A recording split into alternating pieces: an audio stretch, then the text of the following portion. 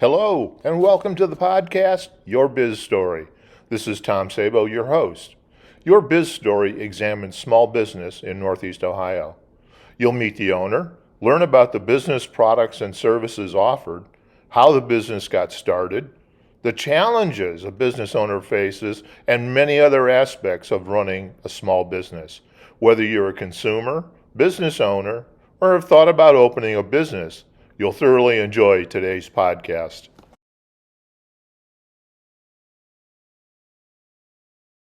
Hello, everyone, and welcome to Your Biz Story. This is where we talk to local Northeast Ohio business owners. We find out about the products and services that they provide. We also delve into how did the business owner come to start or acquire their business. And then we talk a little bit about the challenges that the business owner faces either in growing the business or that they anticipate for future growth. With me today is Randy Carver. Randy Carver is the owner of Carver Financial Services in Mentor, Ohio. Randy's been around a bit. He was born in New York City and moved to Baltimore, Toronto. 86, he came to Mentor, Ohio. He received his bachelor's degree in economics from Oberlin College in 1987. This resume is impressive, so bear with me while I introduce Randy to you.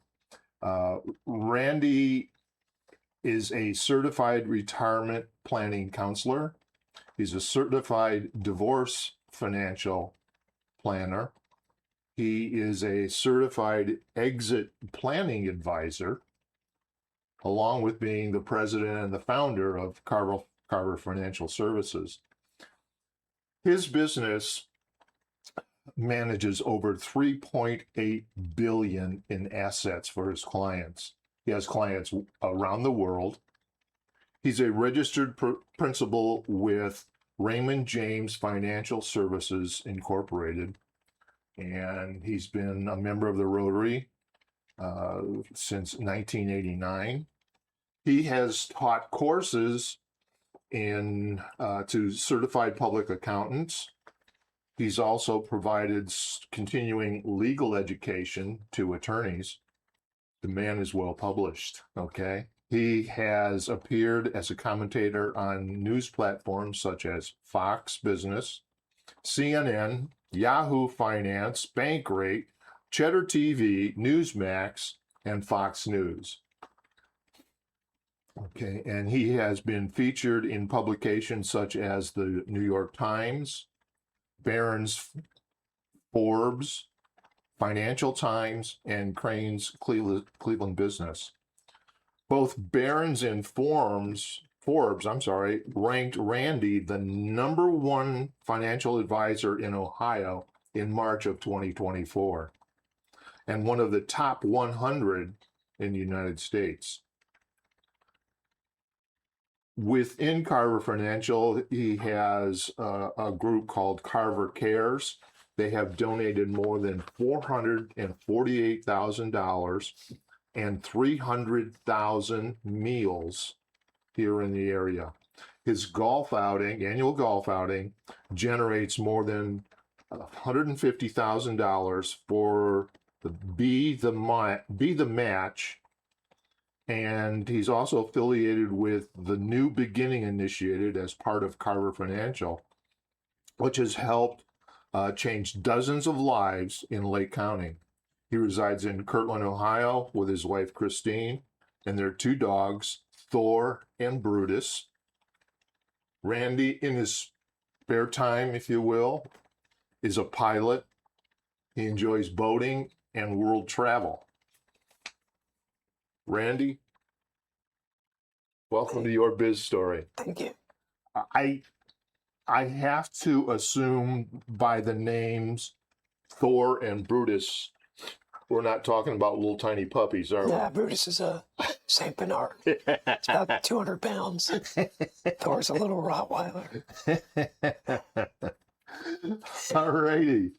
So, what is Carver Financial? What are the products or services that you provide to your clients? We help people retire, and we help people live the lives they want and then pass their wealth on.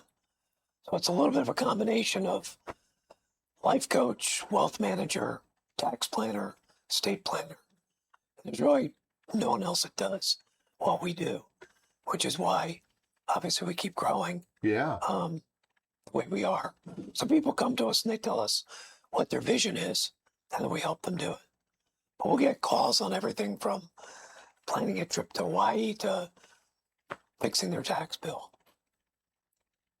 Well, that's got to make the day pretty interesting, huh? It's a different type of thing. Yeah. Mm-hmm. Yeah. How did you get started? It's a long story, but pretty much by accident. I had a number of businesses before I was 17 years old. I sold renovating houses mainly in Canada. Okay. And I went to Oberlin. One of the ways I was paying my way through was investing money for my professors. And one day, Your professor's money. one of them said, you should teach a class at Oberlin on options trading, which I did. And one of the classes, I brought in somebody to guest speak. He said, you should get in the business. I said, oh, no, I'm going to go paint houses in Canada. That's what I'm doing. And he said, no, you really should get in the business. So long story short, I interviewed and got in the business in 86. And I moved to Menor, and Lori just started knocking on doors to build the business. You didn't have social media when you Didn't have any, internet didn't exist. didn't even have the internet. The internet came out in 95. It So was 86. walking and knocking on doors was truly the way you started a business. 20,000 of them, actually. A lot of doors. 20,000 doors? 20,000 doors between end of 86 and March, April of 87. So a lot of doors. I don't think people would know how to go knocking on doors today. I think that's a different skill set. Yeah. Yeah. So, yep, that's how we build. I have to assume that a lot of your business comes from referrals. 98% of it's referrals. 98%. Mm-hmm. That's impressive. Yeah, we continue to grow pretty steadily. Now, are you doing any type of outside advertising or? We do a lot of events for our clients, Mm-hmm. and they can bring friends. Uh-huh. But no, we don't really do any ads or that type of thing. We turn away more people than we take of all the referrals. We had Really? about 400 referrals last year, and we took on 130 clients. So, it's a nice position to be in. Can I ask what is some of your selection criteria? It's just someone wants to work, with us. We're not stock traders. We're not get rich quick. If that's what someone wants, it's the wrong. Okay. thing. All right. So a lot of the filtering is just based on whether it's a fit with what you do, as Right. opposed to somebody looking for a stock trader, Yeah, exactly. for example. Okay. All right. There had to be a little bit more to starting this than, because I met Randy decades ago, and he started in like a one-room office, Yeah, Menor Avenue. Mm-hmm. Your facility now is how big? 20,000 square feet. 20,000 square feet, Mm-hmm. and 31 and 30, 30 plus me. 30 plus you employees. Yep. An office in Miami as well. Yep. Okay. That just doesn't happen. Well, I mean, it's a lot of work. We work 7 days a week, basically, and we do what we say. Mm-hmm. So it's just building it up over time. But it's been 40 years. So, it's a lot of time to work on it. You know, I get reminded of this so many times. I feel like I'm still sometimes in my 20s until I look in the mirror and to realize that, I've been out in the workplace and have known people like you for 40 years, and sometimes that's It's a long time. that's a tough one to sometimes wrap one's arms around. What kind of challenges are you facing in your business? Well, I mean, our business is built on personal. So as you scale, how do you scale, personal and know everybody? Mm-hmm. And that's really two ways. One is technology, but a lot of companies using technology to reduce their head count. We don't do that. Obviously, we've hired 3 people this year. So, I mean, it's how do you scale what made you successful is probably the biggest thing at this point. And it's really 2 groups of clients. I mean, so we have our retirement rollover clients. People are retiring from Swagelock or CEI or Eaton, kind of the regular type stuff, and that's the bulk of it. And then we do a lot with business owners who are now selling their businesses or monetizing or passing them on, and that's kind of the second segment. Okay. Do your clients range in age? They do. I mean, they're predominantly in the 60 to 70, but we have young kids, so we have people as old as 100 and some. So, Because I would imagine, I'm thinking back to when I was younger, and I got to tell you, financial planning probably was not on the top of my list when I was 20, 25. Um, how do kids find you? they're referred. Are Or they they? inherit money. Often they inherit something or they're referred to us. Okay. Okay. So, but yeah, it's not just planning. We can do some really cool things that there's really no one else out there can do. Give me an example. So we obviously affiliate with places. So Raymond James, we have access to their bank and their trust company. But I'll give you a specific example, and this is for our higher net worth clients. If you were to plan a trip, we can give you the same team that does the advanced work for Air Force One, the lead Secret Service agent, the lead advanced team for you and your family. So you say, I want to go to Hawaii. They'll go over, they'll arrange security, arrange the housing, the routes, medical, everything for you. All you do is show up and enjoy the vacation. Wow. There's nobody else that can do that. That has to be a pretty special client. Someone that's willing to spend a lot of money. Yeah. But, a lot of people have money. They want to make more time and they want to make their lives easier. And so that's what this does. Whether it's you need just something specific like logistics or security, or you need everything. Say, I want to go to Hawaii, figure it out. And they'll put together everything from whatever you want to do, surfing lessons or tours or drives. All you do is show up and enjoy the trip. How does that compare to the younger clients that you're working with? Well, that's different. I mean, that's younger clients. It is more the financial side. Yeah. For them, but I mean, there's other services we can provide to help them with things, like lending. We do a lot of specialized lending, first-time homes, that kind of thing. Really? Mm-hmm. Is that how do I want to say this? Is it Carver Financial that does the lending, or Nope, we work with third parties. you work with third parties? Mm-hmm. Okay. Would these be banks or? Yeah, banks generally. Okay. Yep. So you have a relationship with them, and Right. We'll hook them up. We'll take care of it. yeah. We don't charge anything for that. We only charge on money we manage. Everything else is basically free. Okay. How, how did you put this all together? I mean, what drove you to, Well, I mean, the business wasn't about investing. It's always been about making people's lives better. yeah, Investments are a part of that, but so is all the other stuff. We do a lot with medical stuff now. People can't see a doctor, they need to get in. We do a lot of that. We have relationships with concierge doctors. We have relationships to get them into specialists, all that type of thing.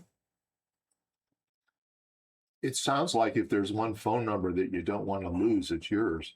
I mean, that's why I say we're the only ones that know that do what we do. What um what kind of challenges do you face? Well, like I said, it's scaling the ability to do this. You have to know the people. It's having enough bodies and people that want to care about it working for us. But we have a really good team. Um, so that's always finding good people stuff. Okay. And I'm searching here for kind of the right way to ask this, but um I'm going to say there's probably a fair number of kids that go to college for finance and things like that and may think that they want to come out and be a financial planner or maybe a stockbroker or something like that, but It's a you're tough looking business. for something different. We are. It's a tough business. The failure rate, people that get in the business, is north of 80% the first 2 years. So it's there's not a lot of young people getting into the business, which is too bad. Yeah. So how are you finding most of your people? Um, Referrals, some. And we have headhunters we work with, for the more senior positions. Uh-huh. Uh-huh. Okay. There has to also be, okay, you have this philosophy in your mind and in your heart, I can tell. Mm. How do you transfer that? You can't. You have to find people that believe it to begin with. You can't teach work ethic or culture. You can teach technical skills. Yeah. So we hire for that. We don't hire for technical skills. Okay. If they're a good fit, we can train them. Okay. So, I mean, I've hired people that were police officers. We've hired people that were totally out of the industry before. Now, we do hire people that have been in the industry as well, Okay. but it's got to fit culturally. So let's examine that also. You mentioned police officers, for example. Mm. Police officer comes to you and says, "Hey, I think I'd like to do something like this." What's the process? Because I mean, I can't imagine that And a lot you of do licensing and you do training. like a background check, say, "Hey, you look pretty good. Yeah. Here's an office. Here's the Right. telephones. No, Have at it." no, it's a 9-year training program with us. So it's a long time. And licenses and sitting and interning and all that. It's longer than becoming a surgeon, at least for our office. Huh. So it's a very detailed process. That has to have somewhat of a filter rate to it in itself. Do you think? Actually, we've never lost someone we hired. Really? Mhm. Yeah, I mean, we pretty much have 100%, but it takes us months to hire somebody, and a lot of interviews, that type of thing. Uh-huh.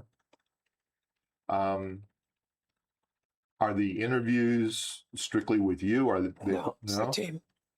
I'm the last stop. They'll be through 3 or 4 before they ever get to me. Mhm. And some positions, I never even have anything to do with it. It's other team members. So that you have to have built that culture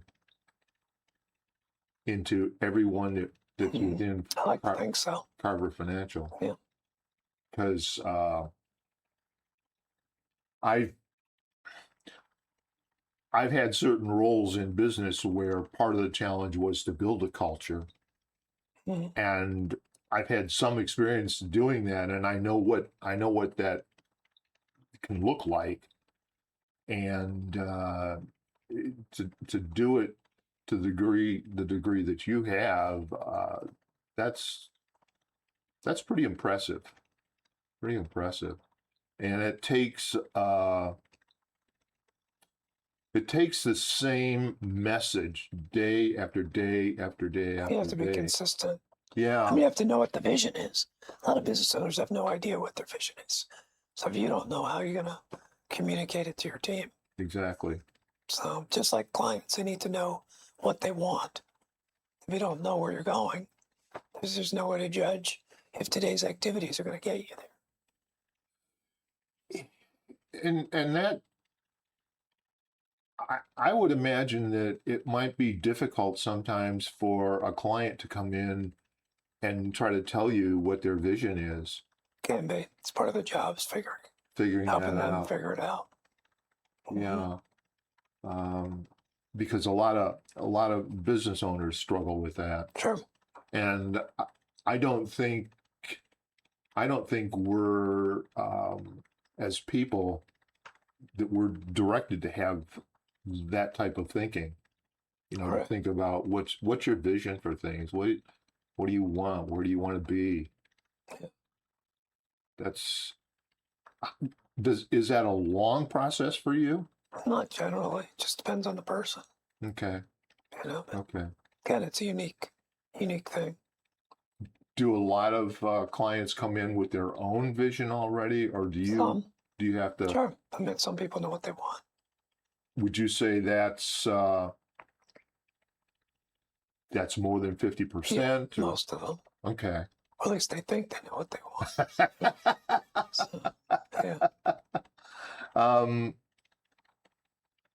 That's an interesting concept too. They think they know what they want. How do you get You to just have to reality? ask a lot of questions. Is that right? Sure. I mean, to kind of get at it, to have a conversation. We don't use questionnaires or this or that. Right. We always have a place of a questionnaire and crank out a plan. To me, it just doesn't make sense because it doesn't really do anything. Does that take a lot of time? It does, but we have good technology and we have a lot of people. Mm-hmm. So that's how we can do it. So if somebody were listening to this and they're intrigued by what you do and wanted to use your services, what would you tell them to think about maybe before calling you? Kind of what they're trying to accomplish. But, give the office a call. We'll talk. Doesn't cost anything. There's no cost or obligation to come in and have a conversation. So if they're thinking in terms of retirement, you're kind of looking at it from the standpoint of there's more to it than that. Oh, there is. And what's your day look like? What do you plan on doing? All that kind of thing. yeah. So sure. But we can help with all that. Because, and we probably all run into situations where somebody worked at a job or for even a company for 30, 35 years, they retire, and shortly they're back out looking for a job because they're bored. They're bored. Yeah. Yep. Those are the things we need to talk about. Okay. All right. Yep. Anything else you want to? No, as I say, we're happy to talk to people. I mean, the fact is, it's important because when I started, people retired at 65 and they died at 70. Now they retire at 55 and they never die. So, money's got to last. Could be 20, 30 years. Mm-hmm. So it's important to plan. And the biggest risk most people face is inflation. It's not investments or markets. It's just the dollar's not going to buy what it used to. So it is important to have some planning done. I've talked to a couple of business owners who wanted to explore the exit strategy concept. Mm-hmm. Yep. Can you touch a little bit on that? Because I don't know that many financial planning professionals. That's a focus of ours, as I said. Yeah. For business owners. Yeah, I mean, the first question is, what do they want? If there's kids in the business, are you trying to get the business to the kids? Right now, It's a lot of private equity paying a fortune to buy, sometimes a minority interest. Really? We've seen up to 20 times EBITDA, which is ridiculous. And they might buy 20%. You could stay, or you could take the cash. So first thing is, what do you want to do? And then we can figure out, do we sell it to a third party? Do you sell it to private equity? Which way do you want to go? But again, that's a much longer conversation. That's usually a 1 to 2 year process. Yeah, because I know a couple people that have very interesting businesses, Mm, and in some cases, they may not have family to come in, yeah, they want to sell or and it may slow be a down. very niche business Yep, that it's going to be hard to find someone that might want to buy something like that. right. So we can help with all that. Okay. All right. All right, Randy, Perfect. thanks for coming in. Sure. This has It's good been talking. this has been, like I say, I've known you for a while, but Like 30 years. yes, Yeah. I learned more about you There you go. today. So Good. that's great. Cool. So I want to thank you for coming in. For those of you who may want to get in touch with Randy or learn more about Carver Financial Services, you can check out their website at carverfinancialservices.com. They're located at 7473 Center Street in Mentor, Ohio. You can give them a call at 440-974-0808 or toll free 1-800-627-7279. I'd like to encourage all of our listeners out there to at least check out Randy's website, see if the services that they provide are something that is you need or are of interest to you, and check them out. If you really enjoyed this episode and you want to see more and other business owners in the region, you can learn more at tom-sabo.com/podcast. And we are available on Spotify, Pandora, Apple, and all of the streaming platforms for podcasts. Again, credit goes to Randy at carverfinancialservices.com. And we especially want to thank Madison Public Library for being our host. And you can learn more about them at madison-library.info. So thanks for tuning in. Thank you, Randy, and check him out. All righty. Thanks a lot, and we'll see you next time.